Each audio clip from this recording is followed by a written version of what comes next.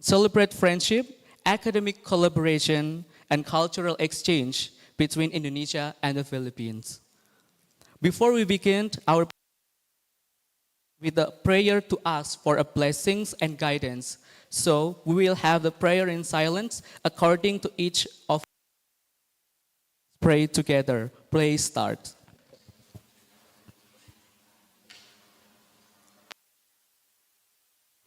Praise enough.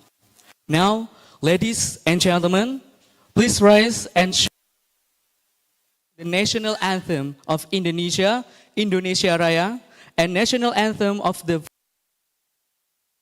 followed by the Universitas Negeri Surabaya hymn. Please stand up.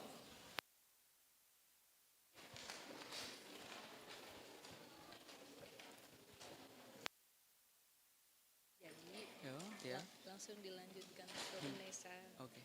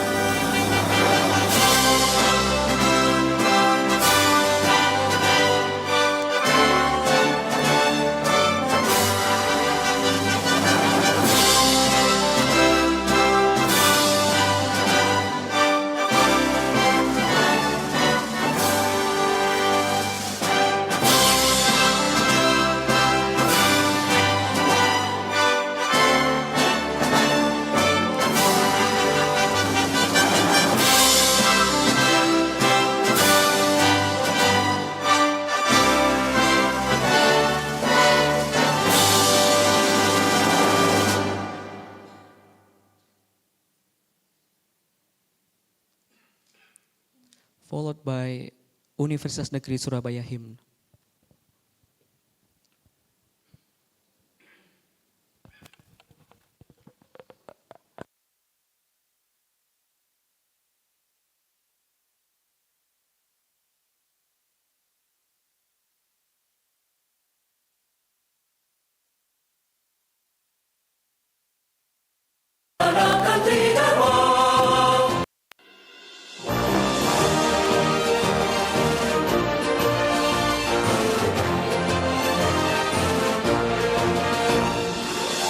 Universitas Negeri Surabaya berperan aktif mencerdaskan bangsa, tangguh bermartabat berbudaya, tulus berbakti laksanakan tridharma, unggul berprestasi, karya inovatif, olahraga, ilmu dan seni, inklusif, adaptif, kolaboratif untuk kejayaan negeri.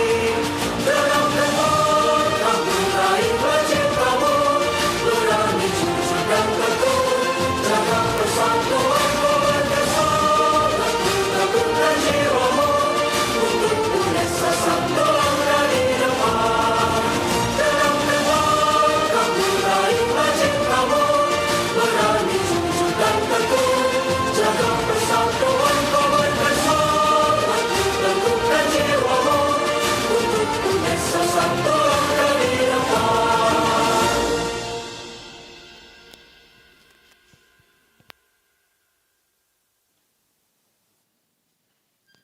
Sit down, please.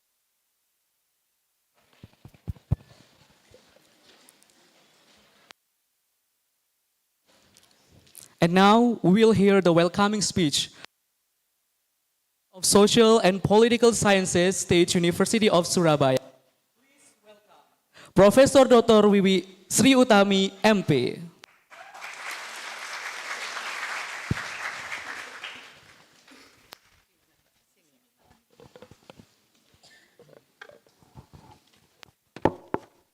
Bismillahirrahmanirrahim. Assalamualaikum warahmatullahi wabarakatuh. Salam sejahtera untuk kita semua. Good afternoon, Miss Grace from Batangas State University, Pak Anam, Pak Harmanto, Bapak Ibu dosen. On behalf of Faculty of Social and Political Sciences Universitas Negeri Surabaya, it is my great honor to warmly welcome our esteemed partner and guests from the Philippines. We are truly delighted to have you here with us today. This visit marked not only a meeting between institutions, but also celebration of friendship, academic exchange, mutual growth. We strongly believe that collaboration between our university will open new opportunities for both faculty and my students.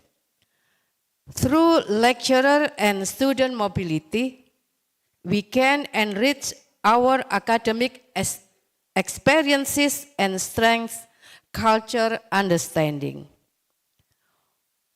Furthermore, we look forward to advancing collaborative research that addresses global challenges while sharing knowledge across disciplines. Equally important, we hope to create pathway for internship program that will equip our students with international exposure and professional skill for the future. Let us work together hand in hand, building breadth of knowledge and cooperation that will benefit not only our institution, but also our communities and nation. Once again, welcome to Fakultas Social and Political Sciences UNESA. We hope your time here will be fruitful, inspiring, and enjoyable. Thank you. Terima kasih. Assalamualaikum warahmatullahi wabarakatuh. Thank you very much for the Dean of the Faculty of Social and Political Sciences for the inspiring remarks and for officially opening today's event. Before we gonna get a great knowledge, please to all of the participants here to stand up to take a photo together. Please. Once again, for all the participants here, please to stand up and then to take a photo together. I will be guide for this session. For the photographer, please.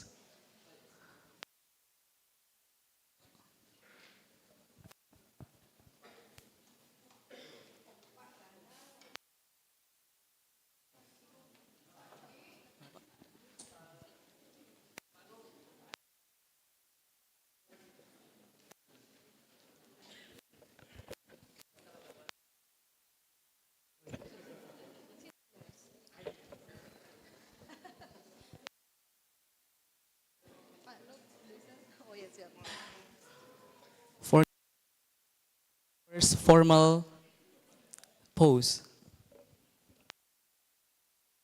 2, 1.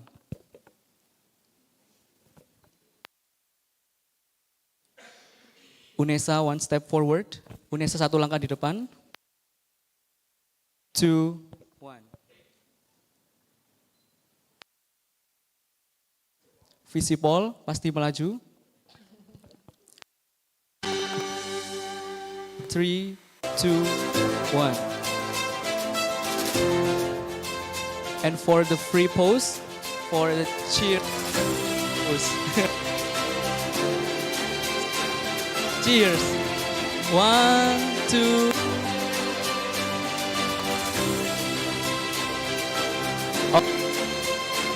Pose for us.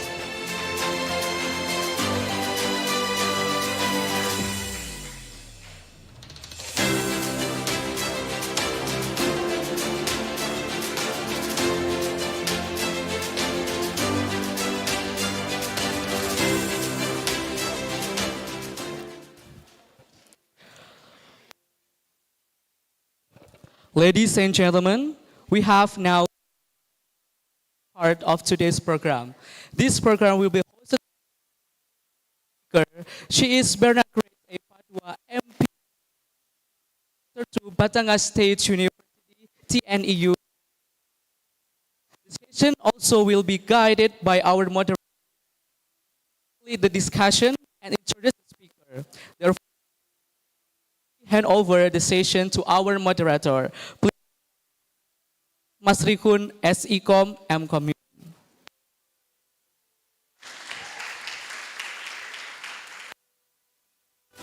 Thank you very much for the attention and participation.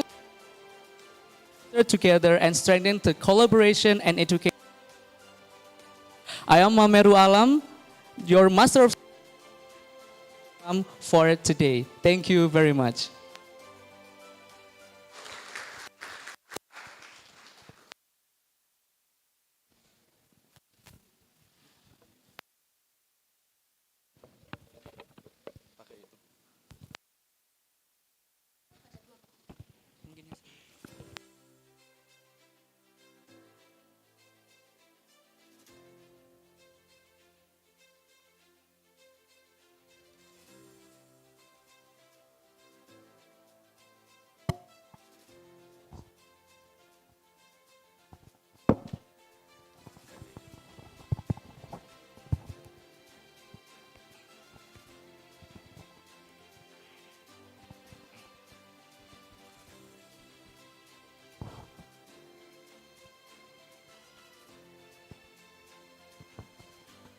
Okay, so thank you for the Master of Ceremony for having me today on this stage to continue our agenda. So first of all, Assalamualaikum warahmatullahi wabarakatuh. Good afternoon, ladies and gentlemen. The Honorable and the respected Dean of Visipol UNESA, Professor Wiwi Sriutami. My beloved communication science students, and of course our honorable guest speaker today from the Philippines, Berna Grace Adami Padua. So on behalf of the committee, I would like to extend our deepest appreciation to all participants attending the event today here in E6 Sri Kandi building. We are gathered here for the meaningful, intellectual, enriching discussion under the theme ASEAN Theorizing with emphasis on Filipino communication and culture. So, without further ado, I'm gonna tell you our guest speaker today. She is Berna Grace Adami Padua, currently serving program chair of Bachelor Communication and also the head research office at Batangas University, the National Engineering University, Lipa Campus, Philippines. He completed her master degree in a public affairs specialized in strategic planning and public policy at the University of Philippines, Los Banos. Also, she is now doing her PhD at the same university, focusing on development communication. What makes lectures today so valuable is because our speaker came all the way from the Philippines. Secondly, our speaker will not only bring the academic insight, but also the lived experience of being rooted in the Filipino context. So let's invite her to come to the seat, Miss Berna Grace.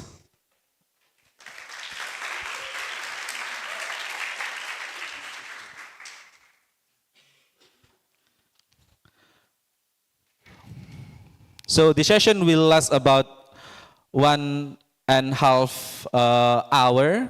So you will have an hour to deliver your lecture, and then another 30 minutes for having question and answer. Okay, so Miss Berna, time is yours.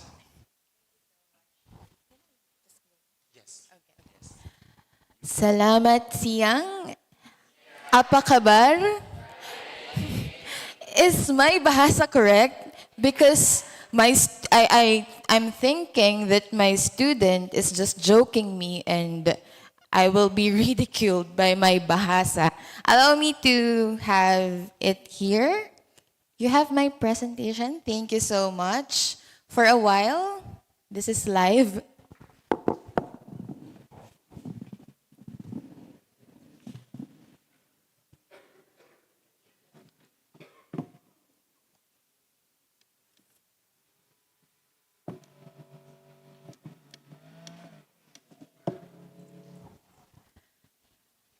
Hi again.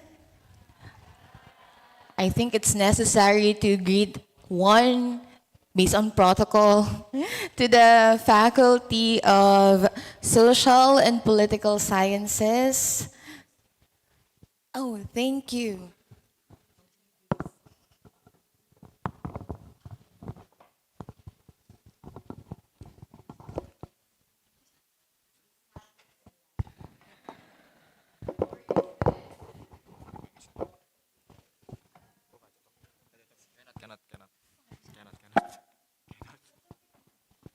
Thank you so much. And to the students present here, I really appreciate your presence. Instead of just staying home, you are listening to me. I hope that I can get your attention.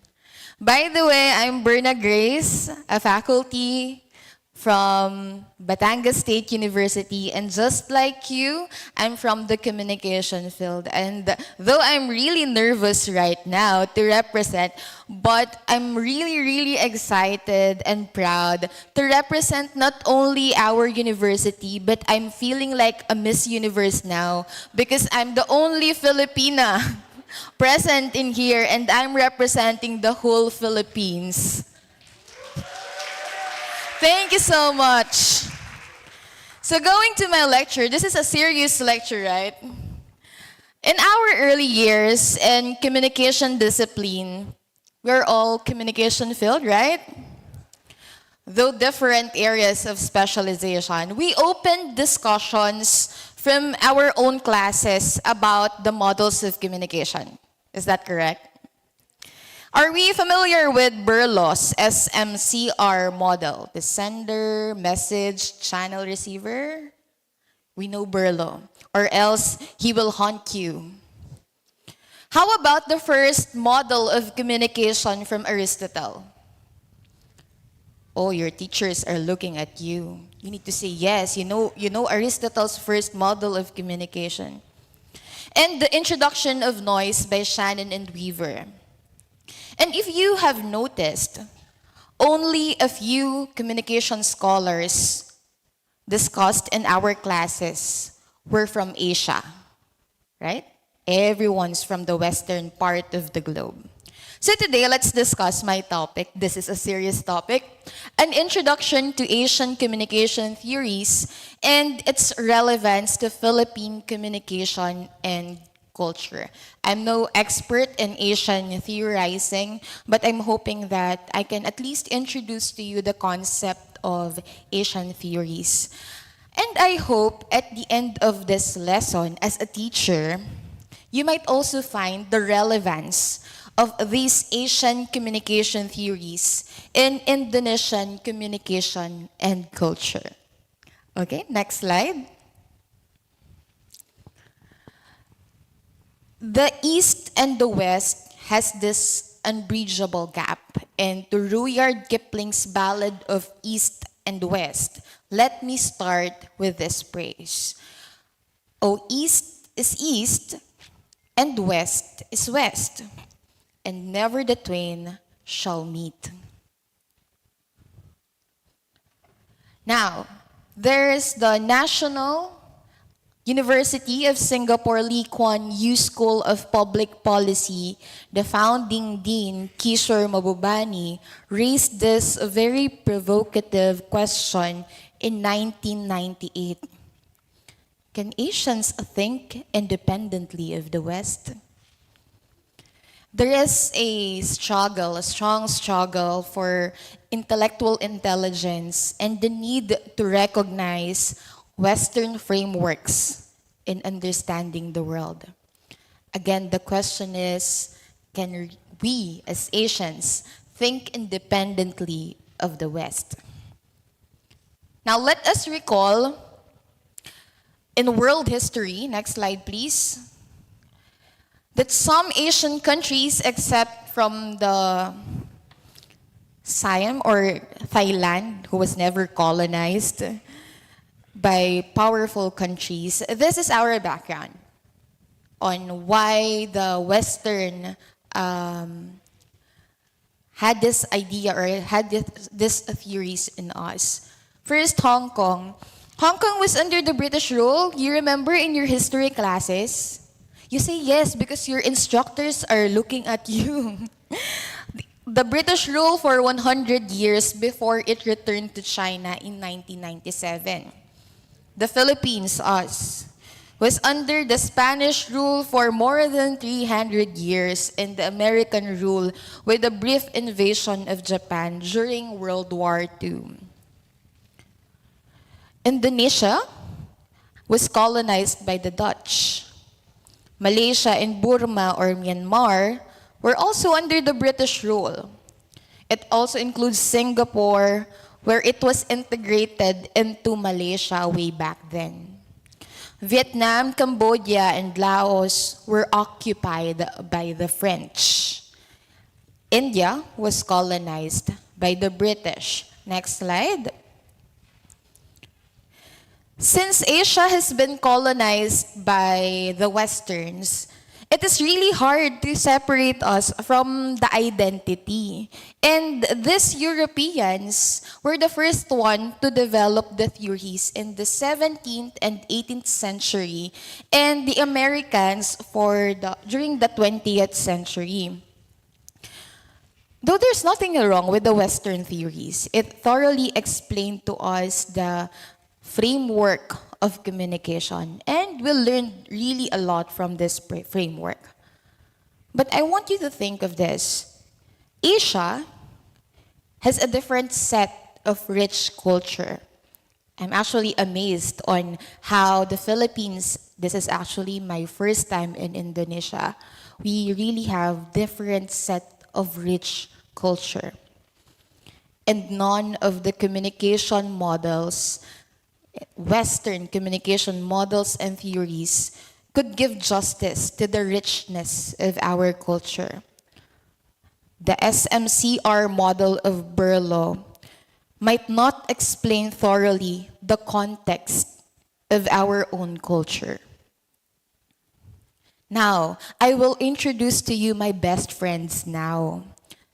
So these are Asian scholars. I don't know if you've been familiar with them, since there are only a few institutions who are introducing these people, but I'm hoping that I could really be best friends with them because I'm quite interested in Asian theories. So we have the Asian scholars really took a stand to communication theory, but they are telling us that aside from the Western theories, we should create our own theories that would match our culture. So this is Wimal Desanayake, Yoshita Mike, Georgette Wang, Mohan Dutta, and Mahuya Pal. They critique Eurocentrism. So if you remember in your classes, Eurocentrism refers to the dominance of Western perspectives in shaping communication theories and often marginalizing non-Western frameworks. So these scholars are really fighting and taking a stand to write articles and promote Asian theories. And they are advocating the colonization of knowledge production by centering marginalized epistemologies, such as number one, mental decolonization and indigenous frameworks. They are asking us that we can create our own indigenous frameworks. We are challenged to do our frameworks based on our culture because there are several criticisms. You might have read this in your communication textbooks that Eurocentrism has this theoretical bias. So the Western models are universalized, ignoring non-Western practices like high context communication or relational harmony. And there's also the historical erasure.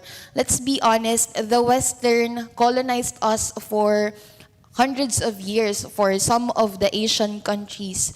And of course, they would not like the Asians to think hardly on the West. But it's part of history, of our rich history. And there's also this methodological colonialism that quantitative methods overshadow culturally specific qualitative approaches. So these Asian scholars, next slide, are advocating for intercultural equality. They're hoping to challenge hierarchical knowledge systems to foster mutual respect and dialogue because we as Asians can understand each other more than other nations can understand us. And there are challenges for these scholars because there are already institutional resistance. In the Philippines, we're not talking more about these Asian theories. It was just recently that I discovered during my PhD class about this because the curriculum is always presenting Robert Craig's 7 communication tradition, Berlow's model, Wilbur Schramm, Laswell's model of communication, who says what. Nothing wrong about it, right? Nothing wrong about it. But if we want to learn more about us and to preserve our own, why not theorize on our own based on our communication environment? Now, how can we decolonize communication theories in Asia? It's really hard. How can you fight Berlow's model? How can you fight with Wilbur Schramm that there is a noise? Laswell's model of communication. And Robert Craig already developed the 7 communication tradition. There's the semiotics, sociocultural tradition. It's hard for us. Who am I, Berna Grace Padua, fighting against Robert Craig? It's hard. Now, what can we do? I'll not go into the details, but you can read about, there's a book, Asian Theorizing by Wimal de Sanayake. It's all written there. But, for example, Yoshita Mike, the definition here is to centering Asian agency and cultural resources. For example, the richness of Buddhism, Confucianism, and different applications for digital and healthcare. There could be comparative studies.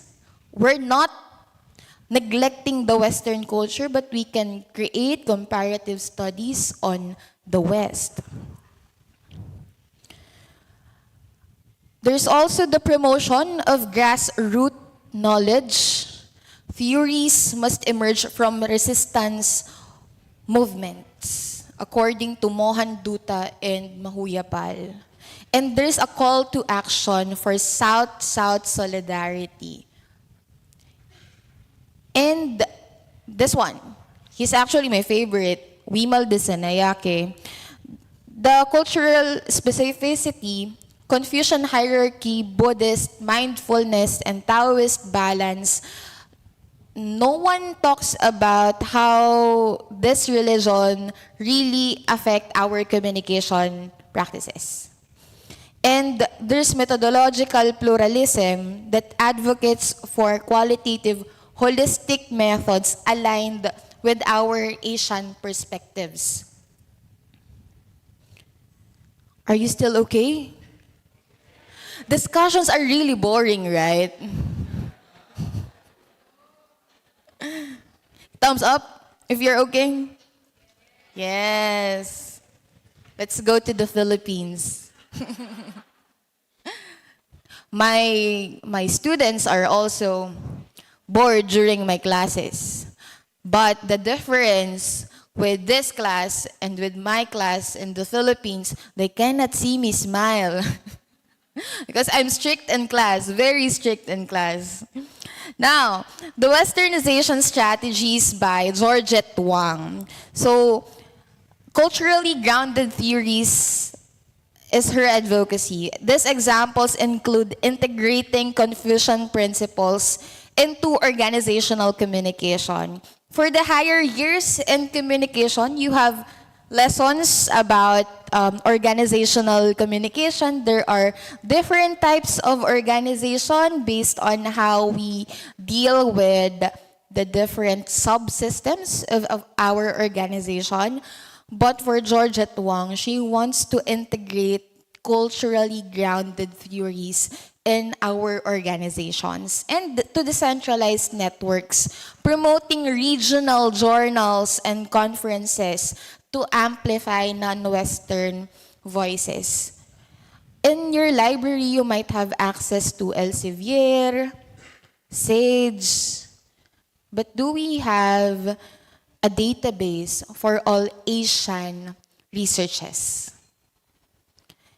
Every references that we have were grounded into the Western ideas.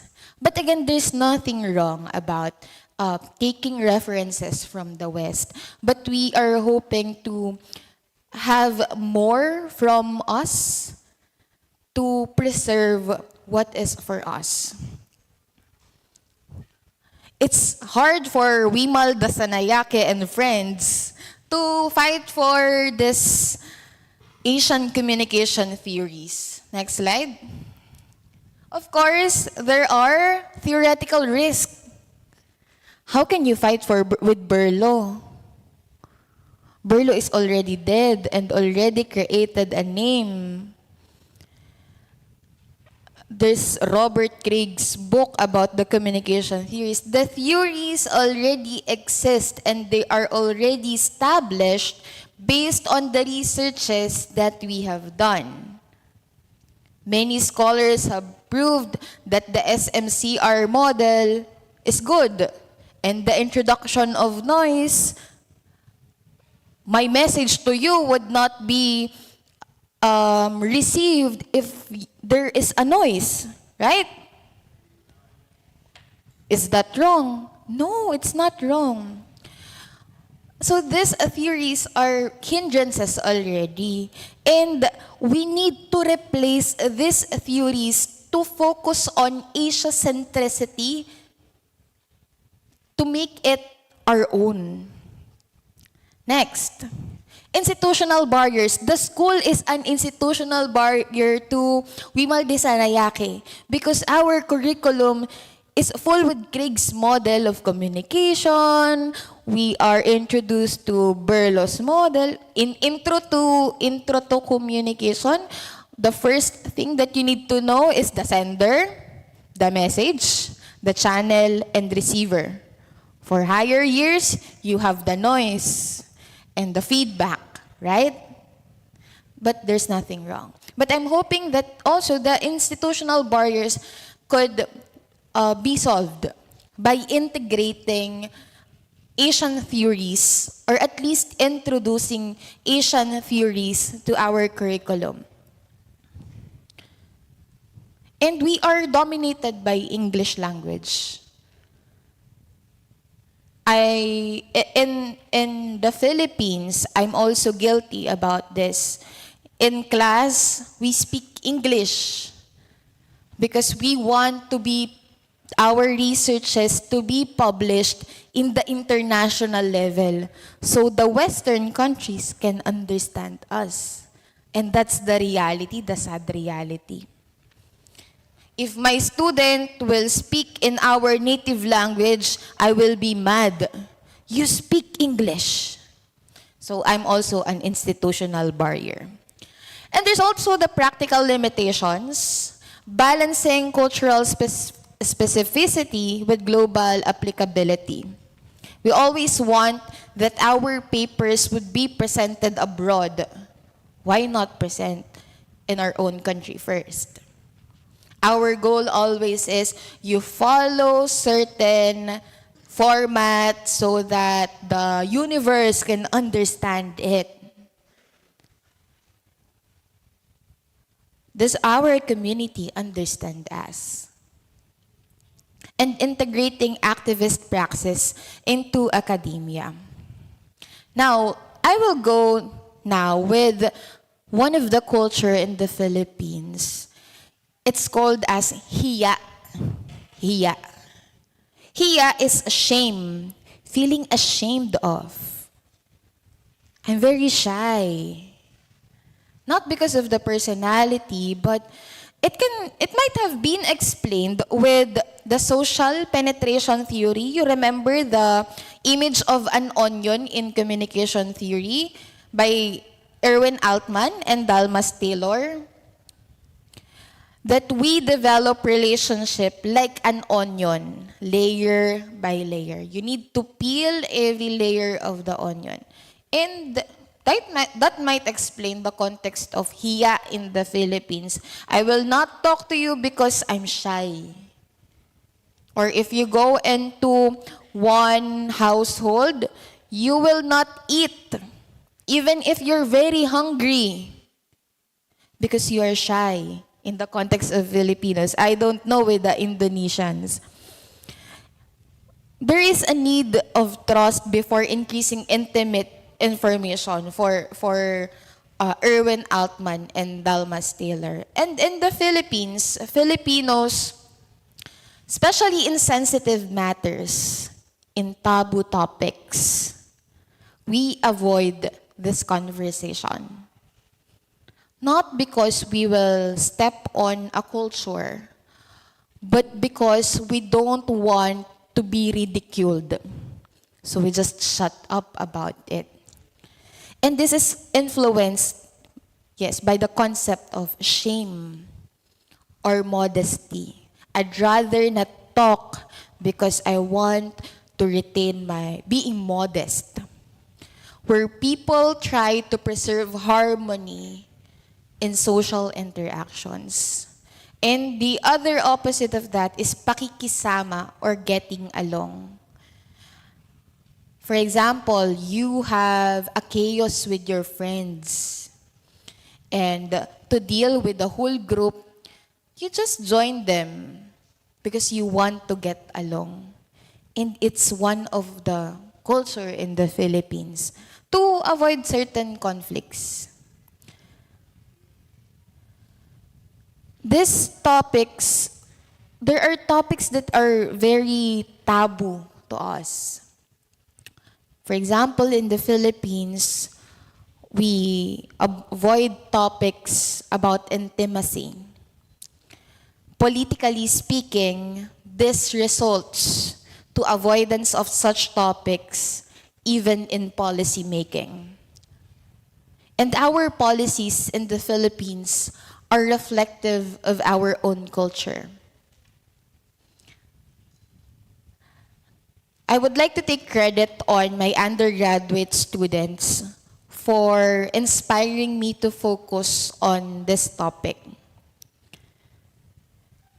This is the policy on conjugal visitation of persons deprived of liberty, or the PDLs, in the Philippines, and the role of intimacy in family communication as basis of policy reform. Next slide.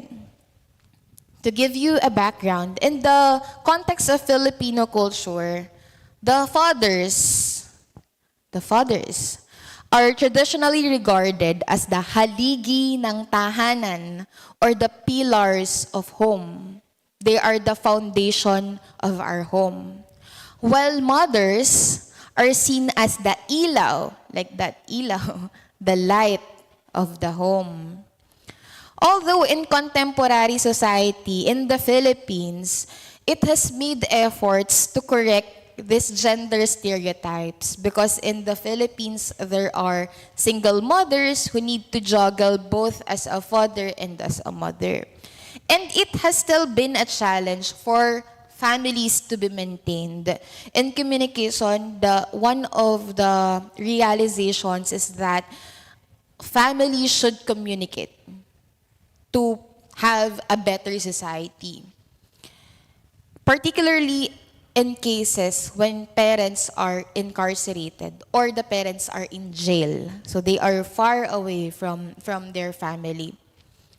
Filipino cultural norms shape family expectations, and incarceration challenges the roles of being either the father or the mother of the home. With the Philippine context, there should be two: the pillar of the home and the light of the home. So separation disrupts communication. The PDLs and their families are being restricted from communicating, affecting their family relationship. And I think this part is important. One of my classmates in PhD said, "Why will you focus on someone who was in jail because of probably a crime? Why would you think about them?" But my answer is, I'm not thinking about them. I'm thinking about the families left behind, especially the children. How would they continue their lives if the ilaw ng tahanan or the haligi ng tahanan is gone? But their lives should continue as individuals who are part of the society. Now, for legal context in the Philippines, when a person who is legally married, they should be legally married, and the one is in jail, they can have the conjugal visitation. For reference, in conjugal visitation, it means that, for example, the father is in jail, the mother can visit if they are legally married. And they can have an intimate moment with each other. That's a policy in the Philippines. And according to this policy, there is 2 hours allotted time for the conjugal visitation.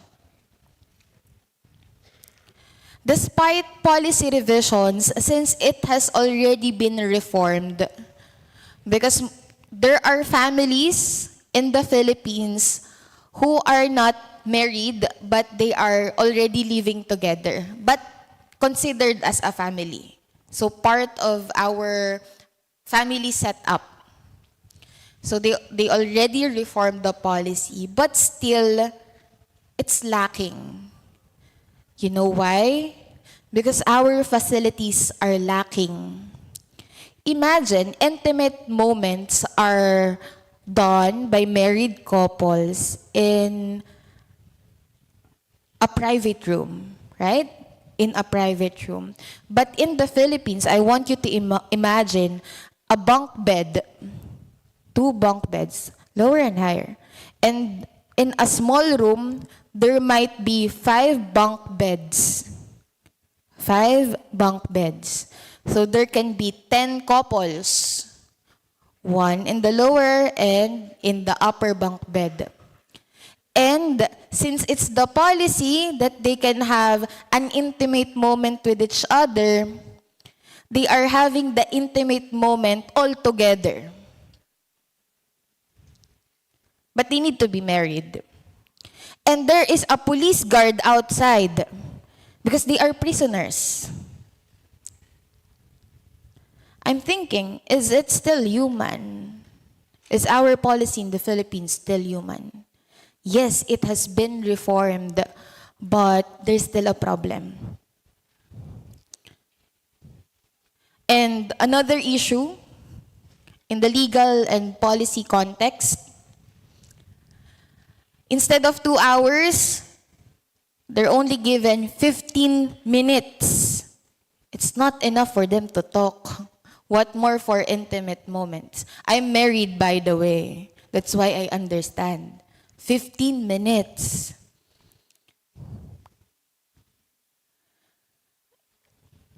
Next slide, please.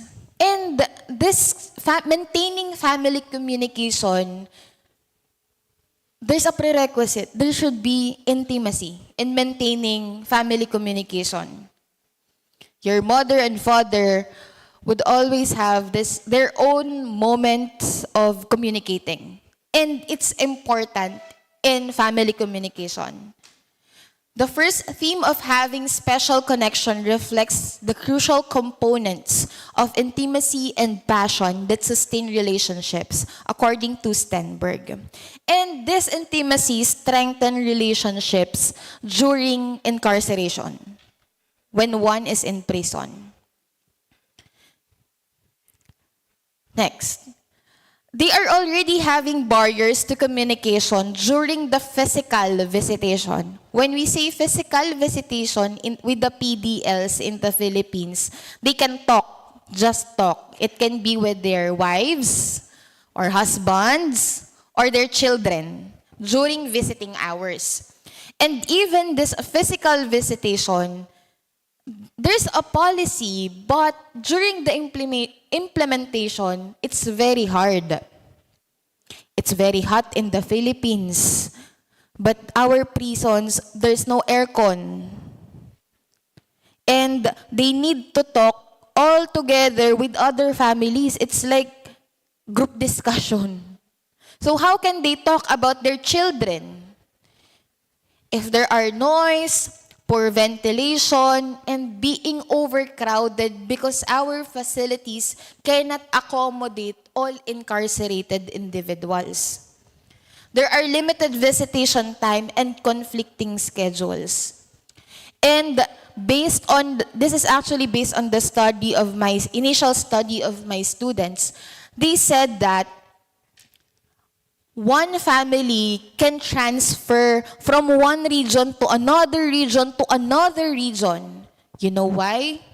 Because the incarcerated individual is being transferred from one jail to another jail and to another jail. And of course, they don't want to leave their family member even if they are already in jail. They would follow. So the tendency is that the children, they have a different school in grade 1, in high school, in senior high, and college, making them lose connection with friends. It's hard. It's hard to transfer schools. And there are also institutional restrictions. Now,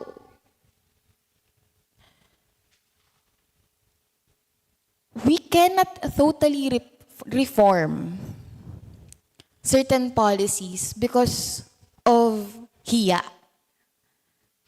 of being ashamed or ridiculed.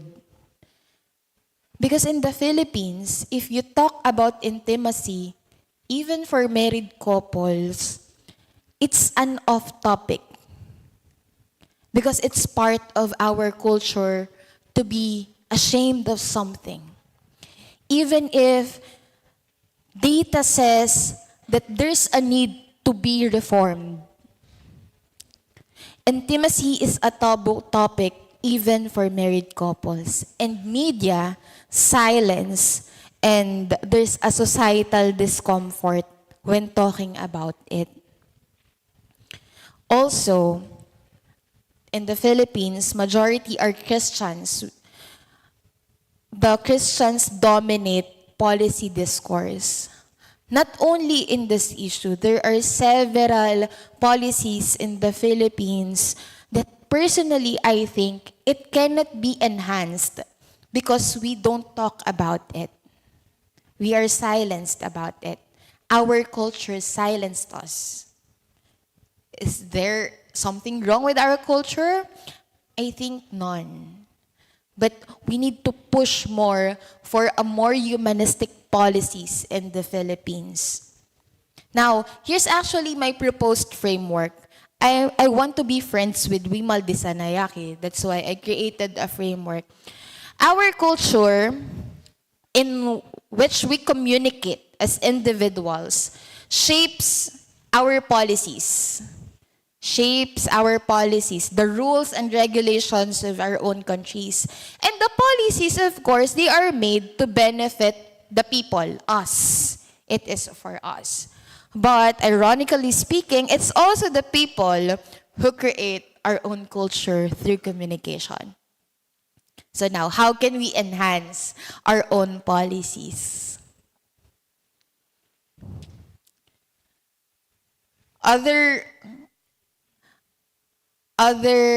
culture of Filipinos, which I really love, is the value of family. We cannot leave our family even if we're married. Is it also applicable in Indonesian culture? We are living with our grandmother and grandfather, even if we have so many kids, because we want to have close family ties. And did you know that in the Philippines, we always say po and opo. Opo is yes. When you're a kid, oo is yes. But you will just say oo if you are older.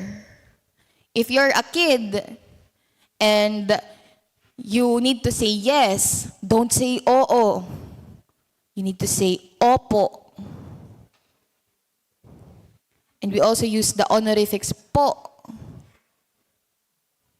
In the Philippines, good morning is magandang umaga.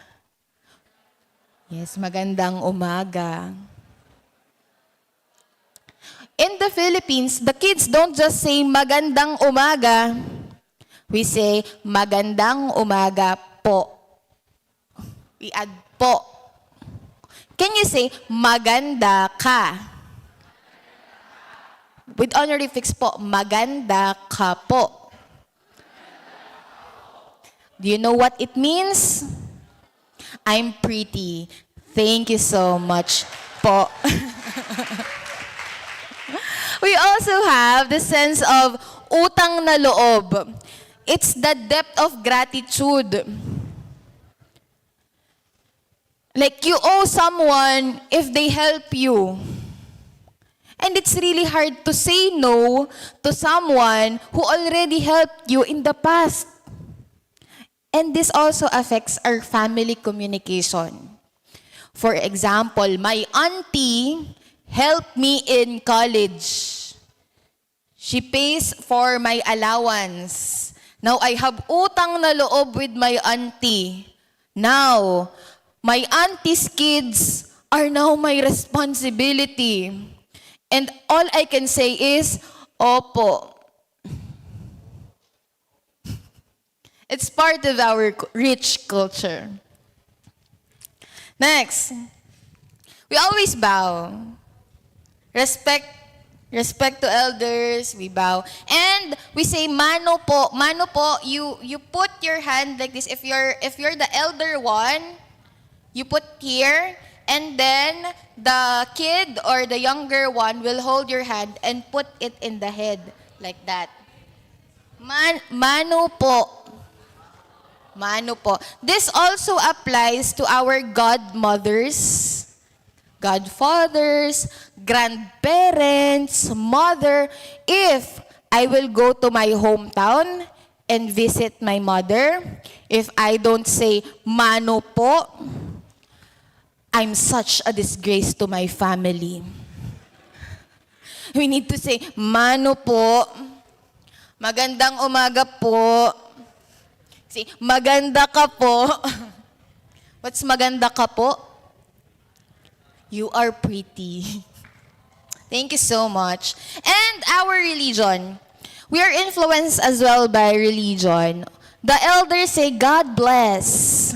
Because majority of us are Christian. And when we're afraid, we say, in Jesus' name. For the Christian. We always say that. Next one, the superstitions. But personally, even if I'm a Filipino, I don't believe in superstitions. Maybe I'm also a disgrace to the Filipino culture because I'm more scientific. Superstitions, or in Filipino, it's pamahiin. And deeply rooted in culture and play significant role in communication. These beliefs are being passed down to generations. For example, one pamahiin, we cannot sweep the floor at night. Oh, same. What if you're allergic? You don't sweep. Okay, another thing. When we go to the, what do you call this? When there are dead people, then we visit the dead in their homes. We need to do pagpag. Pagpag means you will go to convenience stores or anywhere, just not go directly to your home. You know why? Because the dead might follow your home. According to the Filipino superstitions. But according to my science teacher, because I'm not a superstitious person, according to my science teacher, because these are ideas from our older generations to pass down to us. According to them, that it is done because during the old times, there are no science. There are no chemicals that can preserve the dead. And the dead are not like now that we can process them, preserve them, and put in a casket. In the Philippines, I don't know if it's the same in Indonesia. In the early years, the dead is just in a table. No chemicals. So when you visit it, the dead particles will go to your clothes. That's why they need to pagpag. They need to go somewhere to wash off their clothes.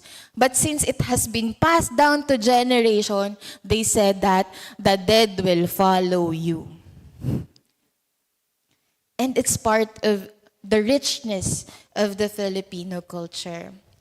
Now, next one. What's next for Asian communication theory? These are funny culture, set of culture in the Philippines, but there are cultures that really affect us in the whole communication system that might affect the society. We always say, for example, in my shirt now, it's amplifying voices. How can we really amplify the voices? Now, here are some things. Let's do comparative studies. This doesn't mean that we will set aside Western culture. They are part of our history and they are part of who we are right now. But maybe it's time for us to deal with comparative studies between Asia and global countries. In the education sector, maybe we can also incorporate Asian frameworks into our curricula.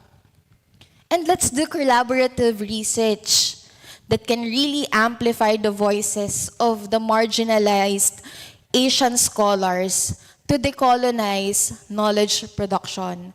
Let's not just based on Western theories. Maybe we can also create our own. And we can decolonize by these indigenous concepts. Actually, the idea of Guanxi in China, the pakikipagkapwa or getting along in the Philippines, and sadharanikaran in India can be a good starting point in research. And we can also compare our own models of communication to the Western models. Like for example, Berlo's sender message channel receiver to the Indians framework. There can also be next slide, pedagogical reforms as mentioned. Let's include to the faculty members, I'm pleading to incorporate as well, though in Batangas State, we're not yet incorporating the Asian theories, but we are already advocating it by sharing our knowledge to Asian communities about these Asian theories. And let's foster collaboration between Western and non-Western scholars. Let's also have the activist academic partnerships where center grassroots movements in knowledge production and amplify subaltern voices through different platforms. For example, the World Social Forum. And there could be as well institutional change that could diversify editorial boards and funding bodies to include non-Western scholars.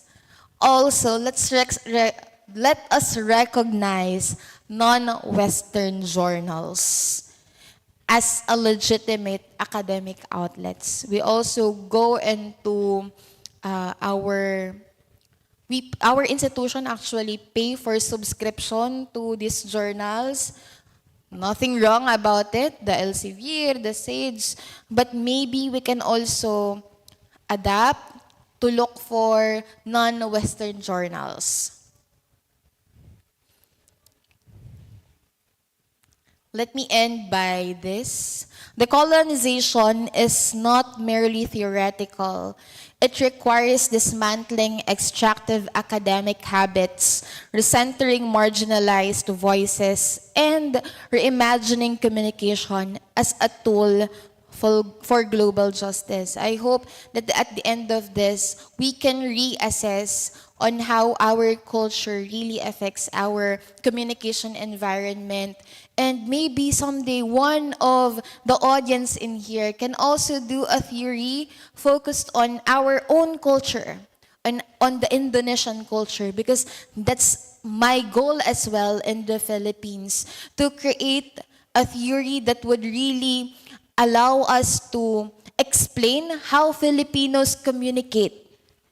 In the Philippines, since we're an archipelagic country, different regions speak different tones. And in us, in Batangas, though I'm very,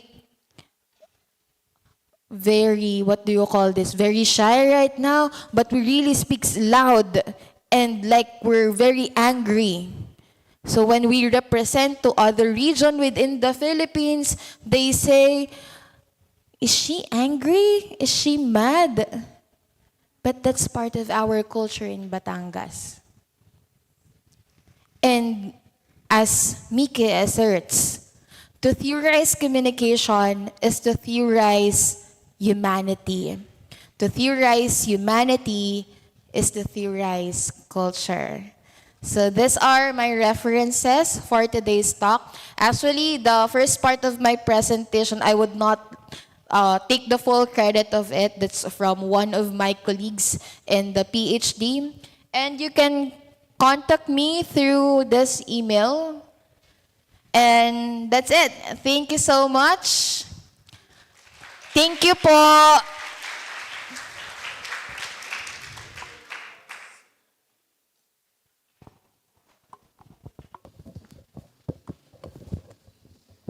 Okay, thank you very much, Berna, for the inspiring, comprehensive, and thought-provoking presentation.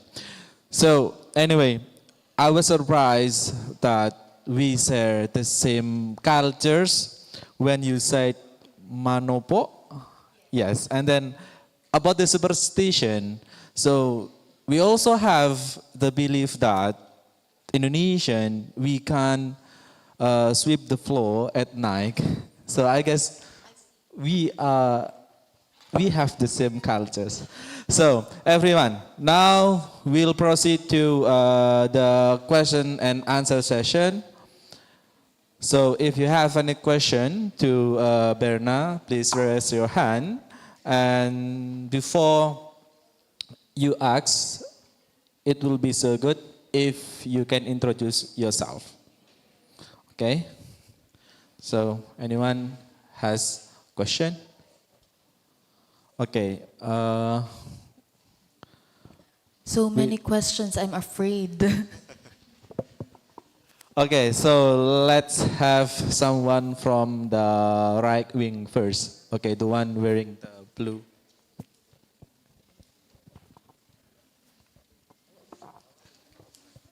Thank you. Good afternoon, all.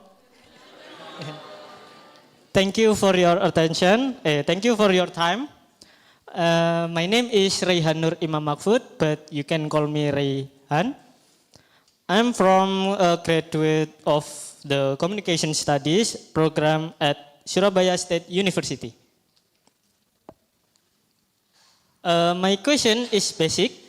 According to Berna Grace, what are the cultural communication challenges that often occur between Indonesians and Filipinos after coming to Indonesia? Oh, that's a hard question, but thank you for the question. Thank you for your attention. Wassalamualaikum warahmatullahi wabarakatuh. Thank you so much. Actually, one of the challenges is the culture itself. Before we depart here, we were actually oriented by our external affairs or the office assigned for internationalization. And they really mentioned that we should respect the culture of the Indonesians. And it's hard for us because we don't know if what we will say would offend each one of you. Because we're not from here. So if I have mentioned something that offended you, I'm so sorry. I'm not part of the culture. That's why I'm not knowledgeable about it. But basically, the hardest thing is to know what would offend each one of you. And I hope that you would understand if ever that me or my colleagues, my students have offended you in some way. But rest assured that we really tried our best, our bestest best to respect each and everyone's culture. And it's actually hindering our communication as well. Because there are things that we really want to ask so that we could understand your culture, but we are preserving it because that question might not be suitable for the conversation. So what we're doing is instead of asking, you know the AI, the chat GPT, I'm asking chat GPT. Asking chat GPT first before I ask the Indonesians so that ChatGPT will not be offended. Did I answer the question? Thank you. Salamat po. Any more questions, sir? Okay, thank you very much for the answer. We still have another 15 minutes, so maybe another 2 questions will be enough. Okay. Testing. Good afternoon, everyone, and thank you for Gerna Grace for attempting this beautiful afternoon. And my question is, I don't know if I will call it simple, but the overall lecture that I get is about the Asian terrorists, and the one that interests me is about Sadari Karan. It's, you remember in, okay, you continue the question. Okay, it's Sadari Kanan or an Eastern model that is emphasizing an empathy, like in general communication. And from what I researched, just now that some major differences between the West and the Eastern communication is how they emphasize their personal goal or the happiness of others. So, and I want to ask, does substitution have something to do with it or have any effect on how the communication changes throughout countries, especially in Asia, whose how can I say it? Diverse. Diverse, yes. Culture. Thank you. Okay. Actually, Sadhani Karen, I'm not an expert in Asian theories, but based on my readings, it's from India, if I'm not mistaken. And that's the context of partnerships. For higher gear levels here, you might have heard about participatory communication. Participatory communication is also a Western idea that in order for us to come up with a good solution to the environment, to the community, we need to go from the bottom to up. And it's different with, it's almost the same with that theory in Asia. But superstitions are different. Superstitions are not theories. They are beliefs.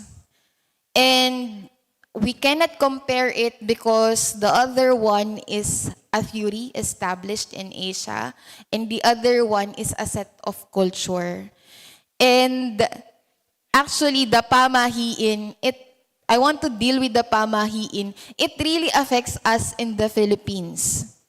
For example, during my wedding, there are so many pamahiin. They said, I cannot wear the gown before the wedding. I paid so much for the gown. What if it will not fit? I just let that I will be a disgrace to my family. I fit the gown. Because that's part of pamahiin. And it's different from that theory. Because that theory emphasizes on how we build partnership with each other, on how we participate in order to communicate with each other. I hope I answered your question. Thank you po. Thank you. Okay, so for the last question, how if we ask our lecturers, maybe one of the lecturers from communication department want to ask something to Berna? Mr. Anam, Mr. Rio? Oh, you want to ask a question? Oh, Mr. Rio?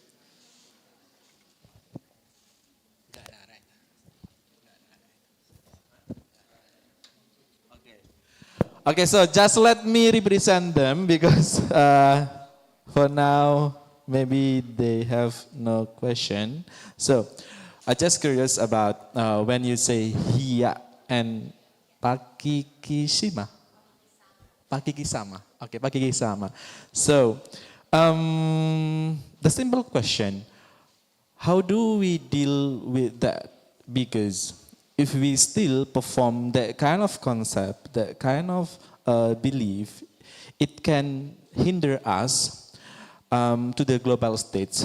I mean, if our voice want to be heard by the international discussion, so we have to be brave. So if you keep silent, if you keep like, yeah, you know what I mean. It's difficult because to represent the international stage, there should be no hiya. The opposite of that is makapal ang mukha. You know that the term, it's thick face, not thin face. The thick face. We need to have, it's hard for the Philippines because majority has this context of hiya. And that's also the emphasis of my talk, that because of our culture, it hinders certain part of our communication process. But if we'll go into the Western theory of Altman, the social penetration, it states there that it's just like an onion. You need to peel it. You need to peel the onion to get the core of the onion. But in the context of the Filipinos, what if you cannot peel the onion? Because this would be the first time and the last time that you will see each other. So how will you build the communication? For example, in my case, I don't know if there would be next time that I would stand here and communicate with you. How would we peel the onion if I will have this sense of hiya? I will be shy. So maybe one of the requirements of our international office for be a delegate in Indonesia, there should be no hiya. There should be makapal ang mukha. Did I answer the question, sir? In pakikisama, it's getting along with others. It's like you will sacrifice your own comfort just to fit with others. So, for example, you want to be friends with others, you only have a few money, you will give all the money to buy food for all of them just to fit in. So you will be included in the conversation of the group. That's pakikisama. Or in family communication, pakikisama is, for example, there's a family reunion and you really want to show off. You will pay for everything because you want to get along with your extended family members, even though they did not contribute to your well-being. That's pakikisama. Any more questions, sir? Thank you. Thank you very much. Thank you so much. Salamat po.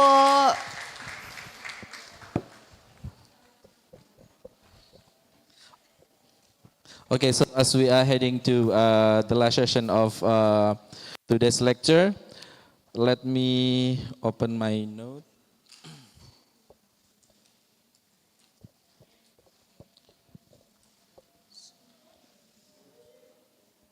So, from today's guest lecture, we have learned that communication theories should not be seen as a universal product detached from the culture.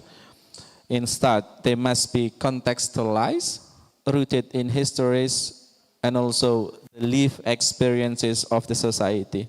From the Filipino case, we saw how cultural concepts like hiya, as we discussed before,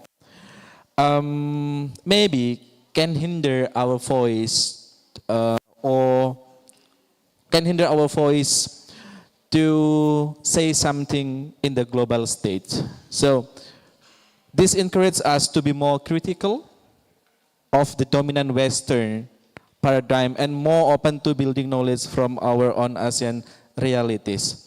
So on behalf of the Communication Science Department, I would like to sincerely thank you to our respected as distinguished speaker today, Berna Grace Adami Padua. Give applause to her. So I truly hope that the insight gained today will inspire us to think more critically. So with that, I hereby to conclude today's guest lecture. Thank you very much for everyone coming here in E6 building. And may you have a productive afternoon. Assalamualaikum warahmatullahi wabarakatuh. Good afternoon and have a good day.